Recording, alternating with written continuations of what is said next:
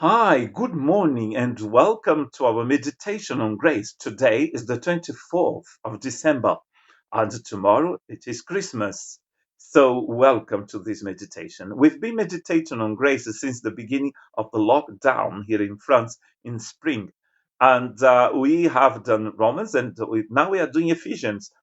And this week we are going to be doing Christmas, but we're still thinking of Ephesians chapter 1, verses 3 and 4, because in verses 3 and 4 it's written that the Father blessed us in with all sorts of spiritual blessings in the heavenly realms in Christ. And before the foundation of the world, He has chosen us. So we'll be holy on His sight. So Christmas is the day when this blessing started becoming a reality here on earth. And today we are going to read in Luke chapter 1, verse 45.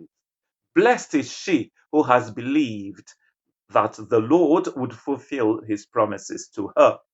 And that was said by Elizabeth, the mother of John the Baptist and the wife of Zechariah. Is it? Yeah. So, what it is to believe, because what is said about Mary here is that she believed. What does it mean? What is it? What is it to believe in the Bible? To believe is to trust, is to receive, is to accept. It is to do exactly what we believe. It is the truth.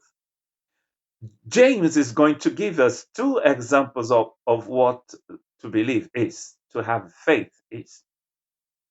Because to James, there is no faith if there is no work of that faith. And the examples that he's going to give to us are the one of Abraham and a father of a nation, and Rahab, who was a prostitute. Isn't it amazing that he used two different examples, and there couldn't be more, you know, there is a huge abysm between these two people. One day, God came to see Abraham, who we believe he had already a relationship with God. He knew who God was, and he told Abraham, "Abraham, leave your country and go to another place that I'm going to show you.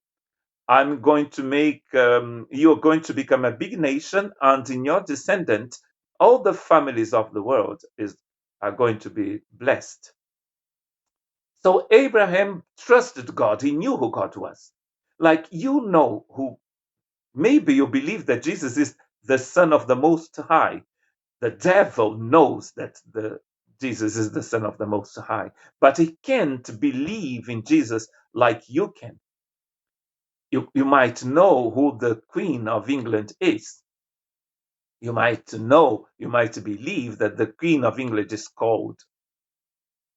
You might believe that the president of France is called Monsieur, or the president of Portugal, of Brazil, of the new president of the United States.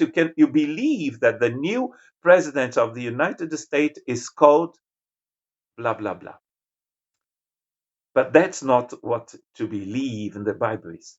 So Abraham then tells his friends, his cousins, his family in Ur that God, he believes in God, and God called him to leave his country and to go to another place that he was going to show him. He believed, but he never left. Did he really believe in God?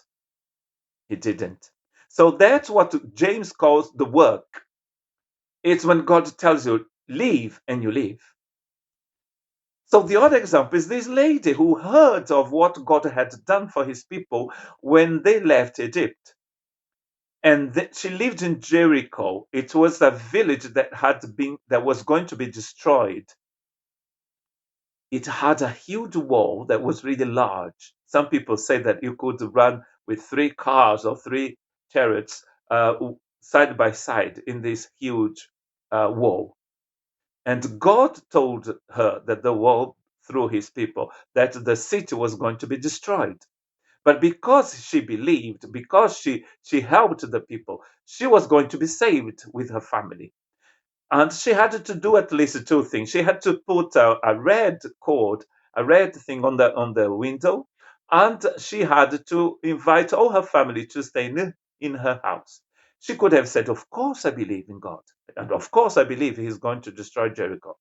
But she didn't do anything that she was told to do.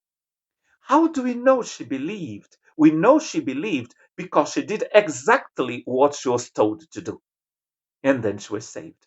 As to James, she's an example of a person who believes. If you believe in God, you should do like Mary. Mary, the next day, she knew she was pregnant. She felt pregnant. She behaved like a pregnant woman. There is no point in just saying, "Oh, of course I believe in God." But if you never gave your life entirely to God, you don't believe in Him. If you are a disciple of Christ, you just follow Christ all the way. No matter what happens, you will trust Him. You believe in Him, just like Mary did. And she believed. Then Jesus was born, and she could, after a few months, she knew, people knew that she was pregnant. They could see that she was pregnant, but she was pregnant the day the angel said, "You will conceive," and she said, "Yes, I believe." To believe is to trust. To believe is to follow. To believe is to accept. To believe is to leave your place of comfort and follow Jesus. God bless you, and Merry Christmas.